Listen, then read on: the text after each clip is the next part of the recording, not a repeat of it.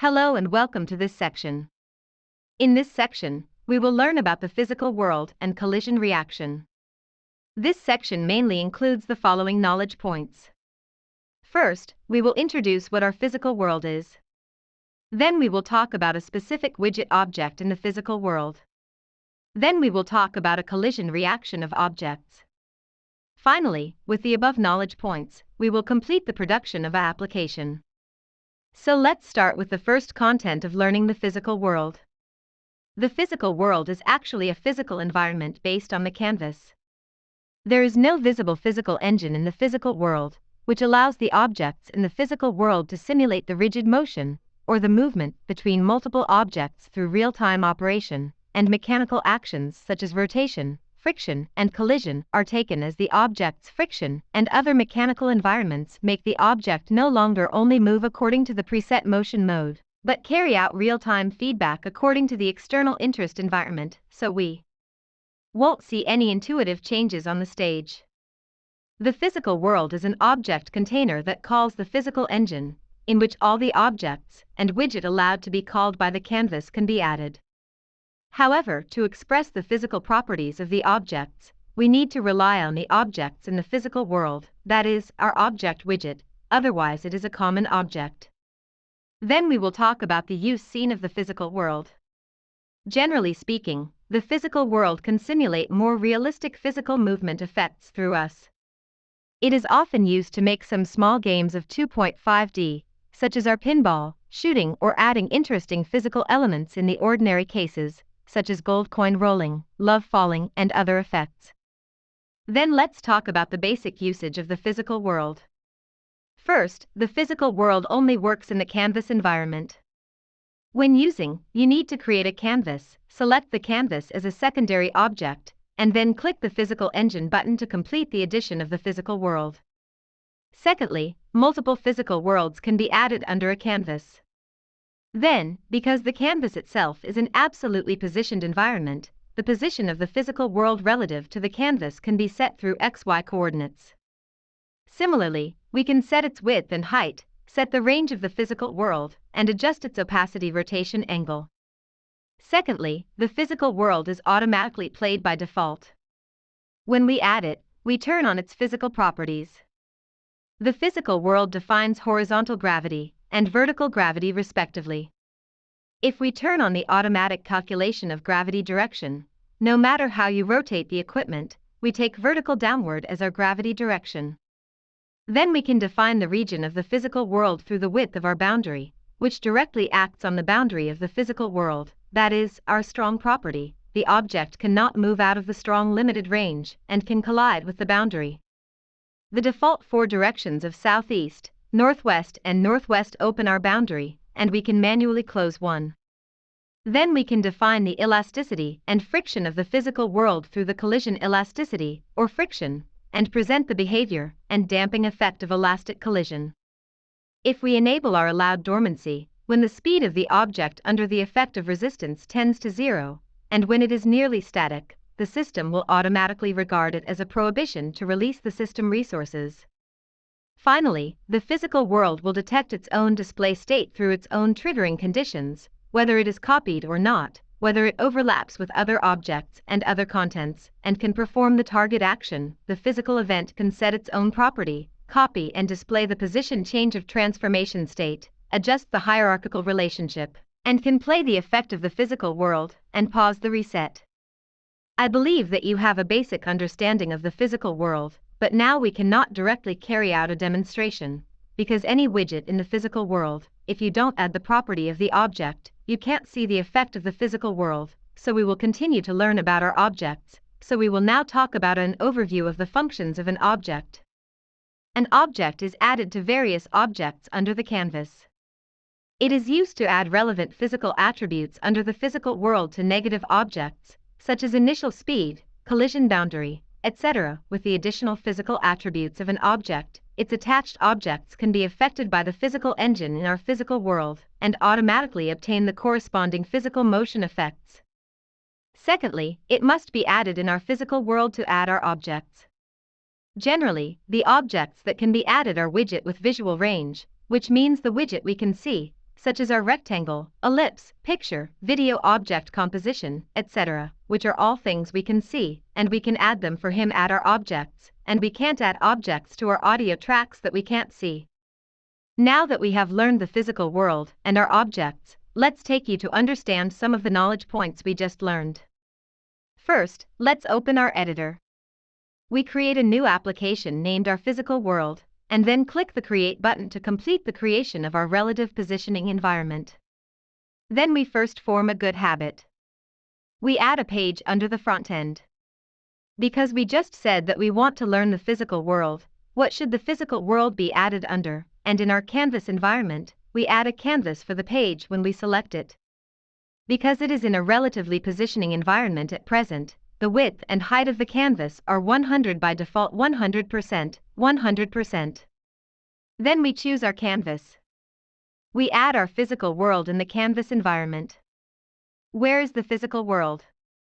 We can see that there are two small balls in the widget column on the left, which revolve around one of our centers. It looks like an icon like our satellite revolves around the planet. This is our physical world. First of all, we can take a look at the physical world. It has an automatic playback effect by default, and has a horizontal gravity and a vertical gravity. We can see that its current horizontal gravity is 0 by default, and then the vertical gravity is 100 by default, so it will naturally be subject to a vertical downward force. Here is an automatic calculation of the direction of gravity. If we check it, when our screen rotates at any time, it will ensure that our vertical downward is the direction of our gravity, and then it has an option for our collision elastic force and our friction force. If we choose collision elasticity and friction, our boundary property will have a corresponding effect after we learn our collision response. Then there is our friction, that is, we have a little friction now, so the object will stop slowly. Then there is an option to allow dormancy, that is, if we check the allow dormancy option on our side, then when the moving speed of the object inside approaches 0, we will release it and let it become an object static to save a part of our space. Then, of course, there are some of our boundaries here. Opening the boundaries actually opens some strong ranges. I'll give you a simple demonstration later. Just now I also told you that we want to see the effect of our physical design. We need to add a series of our widget in it, so here we add a simplest ellipse, we add an ellipse here, and then we directly come to the preview. Let's see the effect. You can also see that at present, I have added this ellipse, and it stands here by itself. No effect has occurred. Why has no effect occurred? We know that the physical world has opened a smooth, and let it play automatically. Why is there no effect? This is just mentioned in the physical world of all the widget. If you want to make it a physical world effect, what do you have to do? It has to be an object to get a concentrated effect. Now we add such an ellipse in the physical world. It is like a soul, that is, although we can see it, it will not be affected by any physical world, and we want to add our body to one of its souls. How do we add it? When we select the ellipse, we can see on the left that there is currently an additional widget in the physical world, that is, our object widget. Let's click to add one of our object widget. After adding such a physical widget, what will happen to it? Let's read it directly to see one of its effects. When we preview, we can see whether a small ball here falls naturally. How does it fall? It falls naturally due to a gravity effect of our physical world. And then we can also give it a horizontal gravity in addition to the downward one. For example, here we can give it a horizontal gravity, and also set it to a 100. Then when we do a preview, we can see the effect, because it has a vertical downward gravity level, and a right gravity level, we can see that the ball naturally rolls to a direction in the lower right corner. Let's take a look again, and it naturally rolls to a range on the right. Then we open it with a collision elastic force like the physical world, and we open it a little, for example, to a range of 20. We can see, does this little ball have a bouncing process? So this is a way for us to use our collision elasticity, horizontal gravity, and vertical gravity in the physical world. Let's turn off our horizontal gravity. Since a series of collisions can occur on his side, let's start again on our basis. Let's talk about our collision reaction. Let's talk about one of our collision reactions.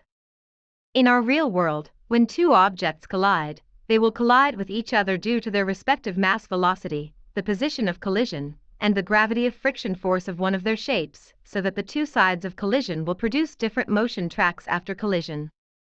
The physical engine in the physical world is to simulate this collision effect. The physical world and the object property have already set the objects. The shape of the object is determined by editing the collision boundary, so as to produce a different collision effect.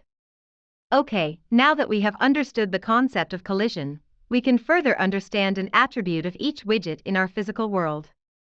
First of all, let's take a look at one of the effects in the preview. We can see a small ball like this. After it lands, it bumps into the ground. What causes it to bounce?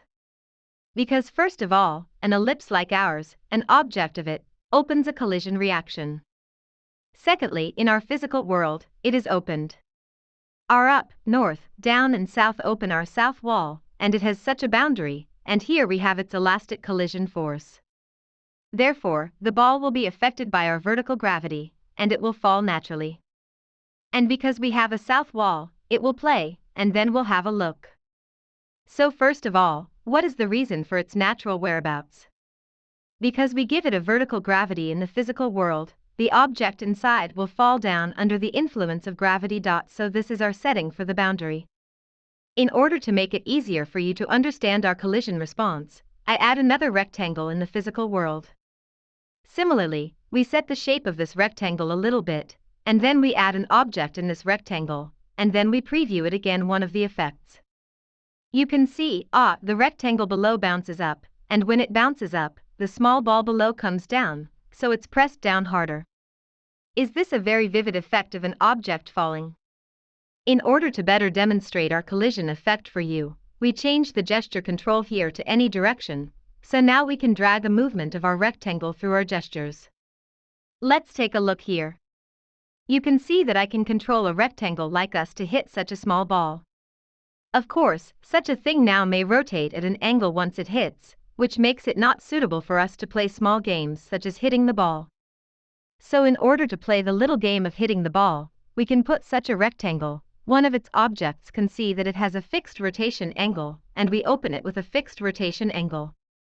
Then we can preview it. Since I have fixed a rotation angle of it now, do you know how to fall when I directly make a pitching? It won't rotate at a physical angle. You see, even if I hit the ball on the right, it won't rotate 360 degrees. Now that we can hit the ball, we can set a boundary for our collision. What is our collision boundary? After we start a collision reaction, there will be a boundary on our side. We can see that by default, it directly sets the whole of our object as our collision boundary.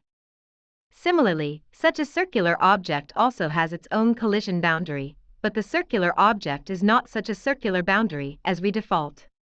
A rectangular boundary is used. If we want it to be farther, we can use a circular collision boundary, and then click OK, so it will use an effect of our circular boundary.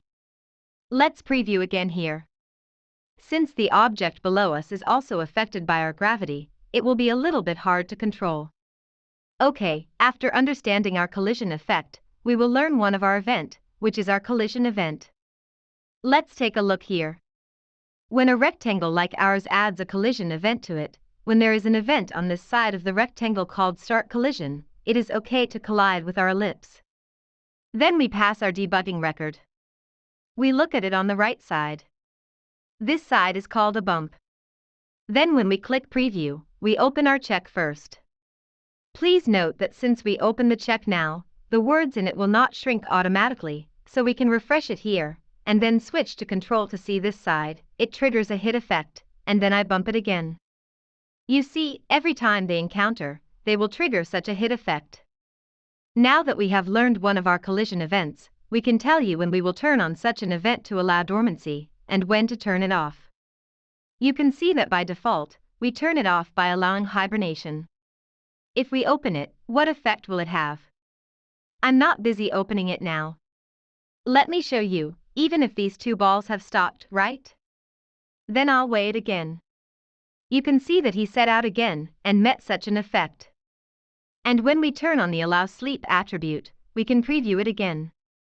We can also see that it triggered such a touch at the beginning. We can see what happens to the next ball. Does it have no effect no matter how we touch it? This is the effect after we turn on the allow sleep attribute.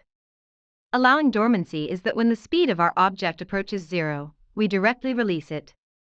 So then it will no longer have any of the properties in the physical world. So whether it is a collision event or a collision effect, there is no response. So if you want to turn on such a allow sleep, you can decide according to your own situation. Here we turn off our allow sleep attribute. Then we will take a look at the property in the object. First of all, let's understand the fixed xy coordinate here. If I open a fixed xy coordinate, let's have a preview again.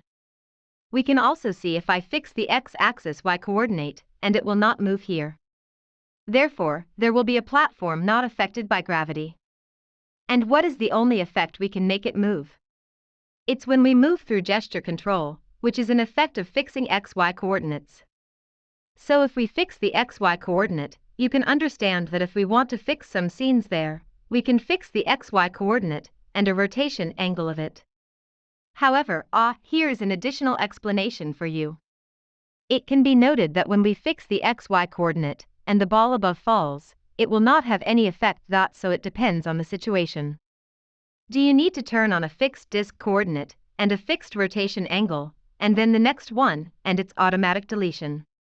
Automatic deletion means that if you add a direction of motion to such an object, for example, look at a setting of a motion here, when it moves to me or canvas, is not to see such an object, it will automatically delete the effect. We will often use such a property when we go to the small game. Then the next one is our motion settings, including a series of effects such as our world horizontal motion, vertical motion, horizontal layer motion, and so on. Here we add a little bit of ellipse to see the effect. For example, here we give it a 100, let us have a preview, and we can see that it is affected by gravity, whether it is running down, but because I give him a 100 initial speed, he will go right. Generally speaking, the setting of a series of sports here is convenient. We do more exercise effects. Generally speaking, there are fewer settings here.